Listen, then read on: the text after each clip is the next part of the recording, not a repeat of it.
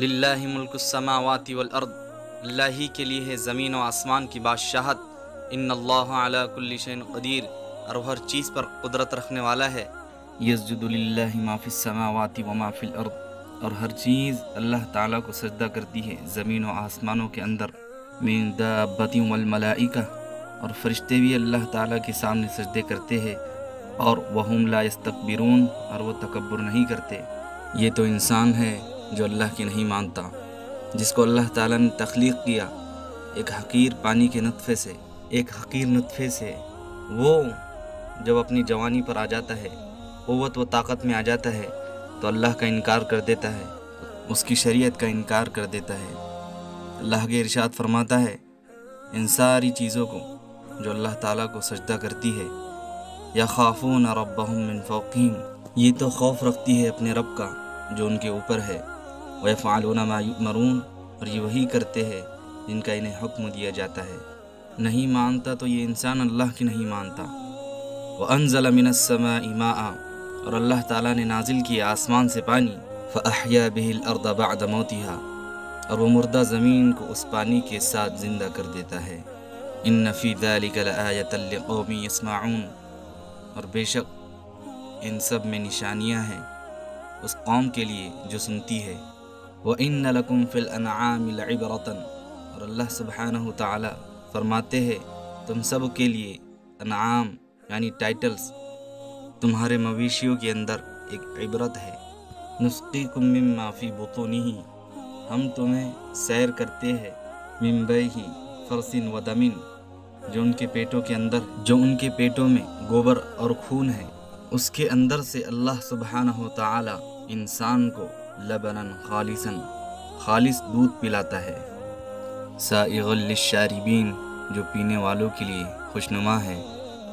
اللہ سبحانہ تعالی فرماتے ہیں وَمِن ثَمَرَاتِ النَّخِيلٍ، اور پھلوں میں سے، اور کھجوروں میں سے، اور انگوروں میں سے، اور رزق حسن میں سے تمہارے لیے سب کچھ ہے۔ ان فی ذلک لآیۃ لقوم یعقلون، اور ان سب چیزوں میں نشانیاں ہیں اس قوم کے لیے جو عقل رکھتی ہے۔ اور پھر اللہ تعالیٰ فرماتے ہیں وَأَوْحَى رَبُّكَ إِلَى النَّحْلِ، اور ہم نے وحی کی شہد کی مکھی کی طرف، أَنِ اتَّخِذِي مِنَ الْجِبَالِ بُيُوتًا، کہ تو بنا اپنے گھر پہاڑوں کے اندر، وَمِنَ الشَّجَرِ وَمِمَّا يَعْرِشُونَ، اور درختوں میں سے اور ان جگہوں میں سے جو اونچی اونچی ہے، ثُمَّ كُلِي مِن كُلِّ الثَّمَرَاتِ، پھر تو لے لے پھلوں میں سے وہ رس جہاں سے تو لینا چاہتی ہے، فَاسْلُكِ سُبُلَ رَبِّكِ ذُلُلًا، پھر تو نکل ان راستوں میں جو اللہ تعالیٰ نے تیرے لیے آسان بنا دیے ہے، یخرج من بطونها، جن سے نکلتا ہے ان مکھیوں سے شراب، یہاں شراب سے مراد شہد ہے، مختلف الوانها، جس کی مختلف رنگ ہے، فیہ شفاء للناس، جس میں انسانوں کے لیے شفا ہے۔ شہد سب سے زبردست اینٹی بائیوٹک ہے انسان کے لیے، اس میں ہر چیز کی شفا ہے سوائے موت کے۔ ان فی ذلک لآیۃ لقوم یتفکرون، بے شک نشانیاں ہیں ان سب میں اس قوم کے لیے جو تفکر کرتی ہے، جو فکر کرتی ہے، جو سوچتی ہے۔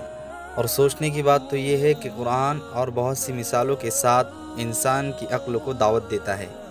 کیا یہ سب چانس ہے؟ کیا یہ سب اتفاق ہے، کوانسیڈنس ہے؟ یہ سب کچھ خود ہو رہا ہے؟ آج اسی آیت سے ہی ثابت کر دیتے ہیں آپ کو کہ یہ ریسرچ، یہ اللہ کا کلام ہے، یہ کائنات کے مالک اور حاکم کا کلام ہے۔ اللہ فرماتے ہیں سورہ نحل کی اس آیت میں وَأَوْحَى رَبُّكَ إِلَى النَّحْلِ أَنِ اتَّخِذِي، کہ ہم نے شہد کی مکھی کو وحی کی۔ اب شہد کی مکھی کے اندر ورکر پیس بھی ہے اور مختلف اقسام بھی، مگر وہ جو شہد نکال کر آتی ہے، رس نکال کر آتی ہے اور اس سے شہد بناتی ہے، وہ فیمیل ورکر پیس ہے، وہ میل ورکر پیس نہیں ہے۔ اور اللہ تعالیٰ نے 1450 سال پہلے جو حکم دیا کہ وَأَنِ اتَّخِذِي، اتَّخِذِی، یہ مؤنث کا صیغہ ہے، یہ مؤنث کے لیے بولا جاتا ہے، یہ فیمیل سینٹنس ہے۔ اور آج کی تاریخ کہتی ہے کہ جو فیمیل ورکر پیس ہے وہ یہ کام کرتی ہے۔